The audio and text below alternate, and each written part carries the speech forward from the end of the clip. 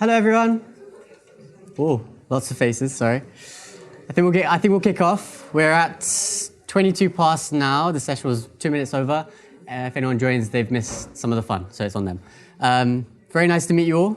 My name is Dev. Welcome to Recession-proof Marketing from Branch. So, a little bit about Branch. I'm not going to give you the whole pitch about Branch, but ultimately we're a measurement and linking platform. You might have heard of us from the Dorothy Perkins talk earlier. The other people that are not in this talk might be hearing about us from our friends at Glorify as well. Got quite a few customers here today. What3Wes were on stage earlier as well. ClearScore also here. So lots of friendly faces that we know here today. A little bit about myself. So I've been at Branch for roughly a year now, just over a year. I've sort of learned the industry in the past year or so. Before this, I taught children music. I taught piano and saxophone for about 8 years. Then I was running AI and data programs for about a year, 2 years. Then I moved into cybersecurity, and now I find myself here in the world of mobile marketing. So quite a journey, but to me, this is the most fun place that I've been so far, so I'm really enjoying it here. I'm going to dive into the meat, but just to give you some expectations of what you can sort of learn today. I'm trying to give you a little bit of an idea for where we at Branch see things going in this period of downturn, give you some ideas as to what is actually happening right now, what we're seeing from a data perspective, and then some ideas in terms of what our customers are doing today to try and get through this and make the most out of the situation. There are going to be some branchy bits naturally to this, but this isn't a pitch, and I'm going to try and skip past those things as much as I can and get to the interesting part for you. So, what does a downturn actually mean for marketing? Let's take a stance and understand what's actually going on. Let's be honest, your budgets are all being cut. It's natural, right? There's not really a bomb anymore. I think we're all expecting this. In a downturn, budget gets cut everywhere, and marketing isn't impregnable to that. So you'll see cuts typically across all of these areas. You might have seen this. I think Dorothy Perkins also had this slide up earlier. But this isn't a nail in the coffin. You still need to perform. You still need to grow. You still need to succeed. So how do we do that? Well, let's first think about what that actual dip is looking like. Again, we used to be at about a healthy 10% of total budget. Now we're dipping down to 6.4. We're actually thinking that this year, this is going to drop even further to around 5% of budget on average being assigned to marketing and all your activities. We found a pretty interesting study which helps us put those numbers into context. So in the last big downturn like this, a study was done on 1,000 companies. And those companies were grouped as companies that increased their spend, companies that maintained their spend, and companies that actually decreased their spend during that period of downturn. And what's interesting is what actually happened with those companies. The companies that increased their spend during a downturn and doubled down on their marketing efforts saw a significant increase in their market share, a 4.3% increase. Those that maintained a flat level of investment in their marketing still saw an increase in their market share, a 0.6% increase. And then finally, those that reacted to the market climate and decreased their marketing budget and their marketing effort and their marketing spend saw a natural decline in their market share as well. So the key takeaway here is, and I'm going to sound like I'm coming from a bit of a fantasy world here, but if you have the money and the ability to continue investing, now is the perfect time to maintain that investment. It is a perfect opportunity for you to gain market share if you're able to maintain your budget or increase your budget. But we're not all in that boat, and we do have to face those cuts I spoke about before. So if you do find yourself in that red section of the decreased spend, what can you do to still try and grow, to still try and perform, to still try and succeed? Well, the first thing that we would typically always try and drive towards is ROI. Now, as marketers, you're probably sick of hearing the phrase ROI because it's everywhere, right? Everything you do, every piece of work you do is going to be attached to ROI in some way, shape, or form. But how do we redefine what we think of as ROI to ensure we're still succeeding and growing in this climate? The other parts I'll get to in a second, but first of all, we need to be able to actually measure and understand what the ROI of our efforts is. Now, it's not as easy as it used to be to measure this ROI. Previously, you used to be able to spend X amount and you know that that's going to drive you Y amount in the app because of your spend that you're going into or paid advertising. So you give Meta, or you give Instagram, you give Snap $1,000 and you know for sure that's going to drive you 3, 4, 5,000 in the app. However, now you have all these other channels at your disposal that you need to ensure you're tracking and measuring from to get the full picture of what ROI actually means for you as a business. So, how do we actually think about these other channels? How do we think about all these organic channels, which Dorothy Perkins spoke so heavily towards, and how do we ensure that we're actually capturing what the ROI is against them? So, as you can see here from our understanding across our customers, the click-to-purchase rates for organic channels and owned channels is significantly better than what you would be seeing from ads. So ads, we would typically see a 4.6% click-to-purchase rate across all our customers. However, when you start to think about owned channels, things like emails, things like leveraging smart banners, things like leveraging referral programs and referral engines that you have within the app, you're going to see significantly stronger click-to-purchase rates than you would from your classical paid advertising mechanisms. This story also translates when you start to think about retention. So we're not just thinking about the initial purchases that a customer is making, but also how well are you able to retain that customer for a longer period of time to make them a loyal customer that is continuously returning to your brand and your app and driving continued revenue. So you can see that the 4-week in-app retention by each of these channels is significantly stronger for users acquired via either smart banners or referral programs when compared to your paid advertising mechanisms. Now, to be clear, this isn't bashing paid advertising, right? Paid advertising has a very strong purpose within a marketing ecosystem. It's a very reliable and it's a very calculable way of understanding I put X in and I'm going to get Y out. However, what this does demonstrate is the ROI from your wider channels that you may not be leveraging as effectively as you could be doing today is a significant untapped channel. Branch helps you do all of this, of course. So the key part of this is that you need to be able to calculate all of this. So where are those users starting the journey? What are they doing in the app? And what is the incremental revenue that they drive week by week is how Branch can then help you. So let's think about ROI and how we define it.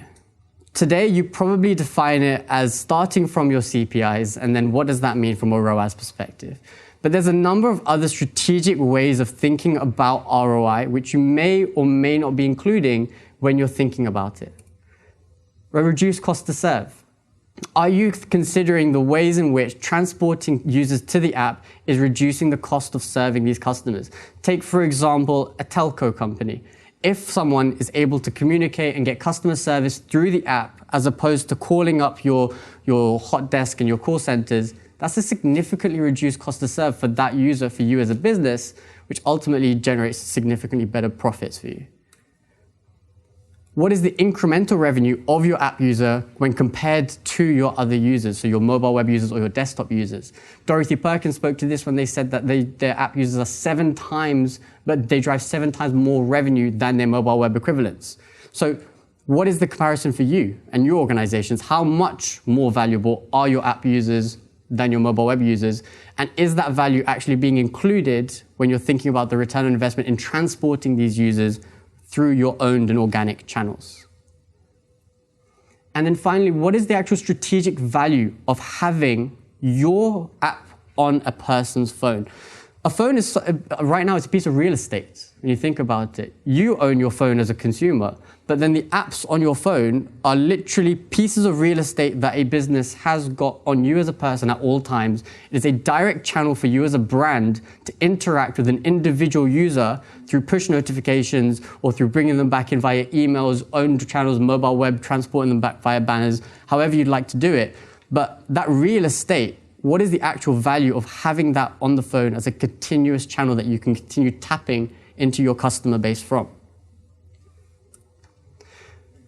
So the two sides to this are what an MMP is able to provide and what an MLP is able to provide. So an MMP is where you would typically think about, I like to use the phrase, we've all heard it, bean counting.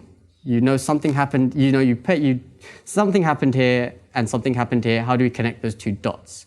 But an MLP is where you try and connect those dots through a more complex user journey. So when I've been talking about these owned and organic channels, they're not easy for us to measure and attribute. They're not easy for us to take customers from places like Gmail into places like your app because they don't want to be moved over there. Gmail tries to keep people within Gmail. Places like Facebook, Instagram, they all want you to stay in their walled garden.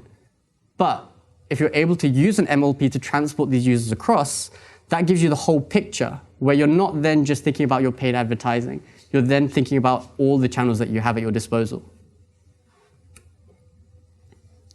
The second thing that I'm going to speak to today is how can we actually start thinking about our customer base in slightly different ways based on the climate we're in right now. So we've done a little bit of an exercise of grouping typical customer segments into these 4 groups. You have your slam on the brakes customers who, as soon as they hear any sort of nervousness in the market, they're going to cut everything they do. They're not going to spend any more on your app, or they're going to try as hard as they can not to spend where they shouldn't or where they don't need to.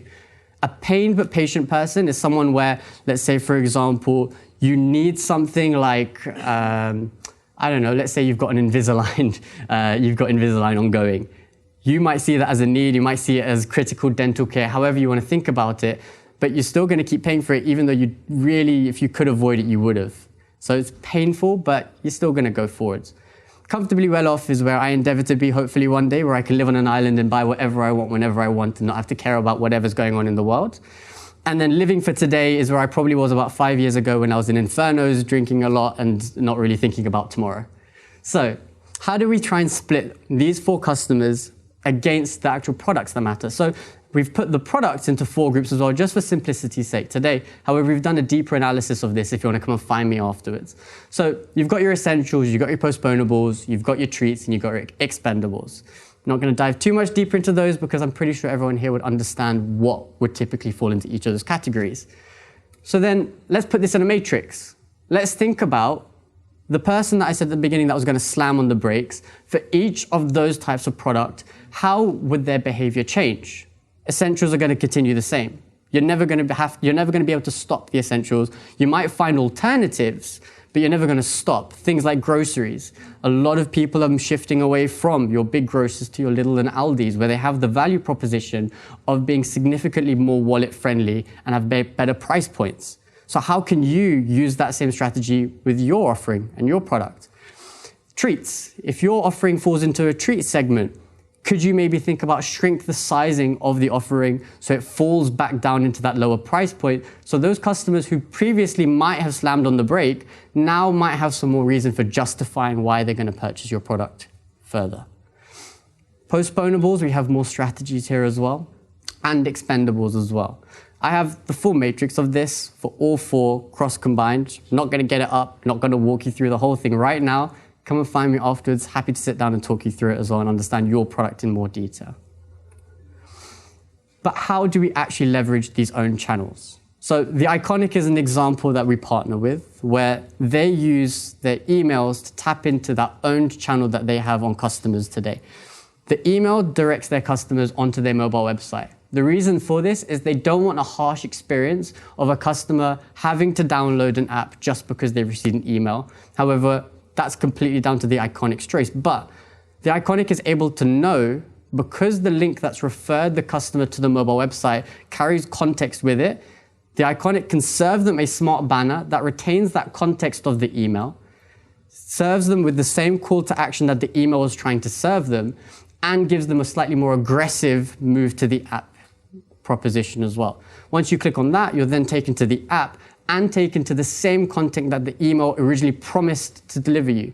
So it's a smooth flow for a customer where they're still taken to the experience they expected to go through. And at the same time, you've now converted a customer that was just an email customer or someone that had opted into marketing through email. Now you have that piece of real estate on your phone. You have that loyal app customer if you do some of the loyalty stuff as well. KFC, I love KFC, so I'm going to love talking to this one. They use us for a very similar mechanism as well. You can get 10 chicken tenders for $10. Wish we had that offer here. And ultimately, when you click on this, we're able to ensure that the customer is taken directly into the app to the specific offer that's been promised them and then checks out in one click. That removes all potential drop-off points for a customer that's interacted with your email, where if you think about the alternative flow that might happen here, if KFC weren't taking a customer straight to the app, they take them to the mobile website, the customer has to go find the offer themselves. That's a potential drop-off point. The customer might have to log in. That's a potential drop-off point. The customer has to provide all their delivery details again. That's another potential drop-off point. So all of these drop-off points are mitigated for you as a business by taking customers through the seamless flow. And then Burger King does something interesting with their targeting, where they're able to understand which users have not been active in the app for a set period. I think in this example, it's 90 days. And those users are then targeted with advertising messages, driving them back to the app, but only those users. If I'm a user that's active in Burger King app, I don't need to see something trying to bring me back to the app because I'm already a loyal customer. And for a marketer, that's wasted marketing spend because you're trying to target someone to bring them back to the app with this kind of messaging where they don't need it. Whereas you could be focusing your efforts on people that actually need that little extra push to bring them back to the app. The third thing we'll think about today is that customer experience and customer journeys. So I've spoken a little bit today to it already, so I'm not going to go into it in significant depth much further, but this is all about mitigating those potential drop-offs, providing that seamless journey wherever possible. So you start on Twitter, a walled garden. Twitter, wherever possible, will keep you within Twitter. It will open up that little browser that Twitter has to try and keep you there. However, Pandora, as a customer of Branch, uses branch links to take their customers through a flow that ensures that they leave Twitter and end up on Pandora's real estate in the app. Again, I'm going to feel like a bit of a broken record here. It's that real estate. You're taking customers through the journey that they expect to where you're able to give them the best experience possible, which is your app. You're not going to be able to give your customers the experience that they deserve in a mini browser, on Twitter, on Instagram, on Facebook. So, Branch is the MLP that helps provide this. Finally, let's think about some sustainable channels. So, I've spoken about email, I've spoken about organic channels, I've spoken a little bit about banners. Now, referrals is one that I haven't spoken to much yet. But what we've seen in a study is that 30 to 40% of all referring user traffic is being sent directly to a previously downloaded app. So what that means is a user that has previously downloaded and then uninstalled your app is significantly more likely to return to your app if they're being referred. If your friends are all on an app and then you decide, I'll take my own example. I used to use BeReal. I stopped using it for a little while, but then all my friends stayed on it. My friends sent me a referral link to go back to it. So then that brought me back to the app, even though I decided to uninstall it. So that mechanism of bringing users back to the app is why referrals is so critical. With organic, something that we've seen is that, sorry, this isn't about organic, this is still referrals. But with referrals, when you're thinking about incentivizing, there's often a little bit of debate about should you incentivize the referrer, the referee, or both. In our case, we've seen that conversions are significantly stronger when the referrer is the incentivized person. Where I, as an individual, if I already have an app, have some incentive to bring someone back into the app, I've seen that to be have significantly stronger results for my app when compared to if the referrer themselves don't have the incentive, but the referee does. In a perfect world, to be honest, you'd want to incentivize both people. But if you had to pick one, that's what you'd pick. Strava is a good example of content sharing. So Strava uses Branch to ensure that they're able to provide their customers with a way to share what they're doing in the app with their friends, with their colleagues, in a really engaging and enticing way. So you can see here from within the Strava app, you're able to generate a preview of a journey that you've done, so a run that you've done or a hike that you've done on Strava. That you can then send to your friends, and when your friends click on it, they're taken directly back to the Strava app, directly to the content that you wanted them to see as a friend. What this helps you to do as an app, so for Strava, you get that competitive element in. I now want to go see what hike my friend's done. I want to go and challenge it. I want to go and do the hike faster. I want to go do it better. But what's enticing me is the fact that I can actually see above the link a little bit of what the content's going to be. And then also when I go through the journey, I'm not having to hunt for my friend's hike. I don't have to go find it for myself. When I go straight to the app, it's served directly to me in my face, and I can continue engaging with the experience that I expected to go through. So this is all about making it as easy as possible for your customers. Now, the part that I've missed in all of this is the data behind it. So as marketers, we first of all need to care about our customers and the experience they're going through, but we also need to have the data in our hands to optimize these journeys for the customers. So when your links break, something important to understand is the data also breaks with it. If a customer goes through an inefficient experience, you're not going to be able to understand their flow appropriately because you'll see a drop in your data at some point along the way.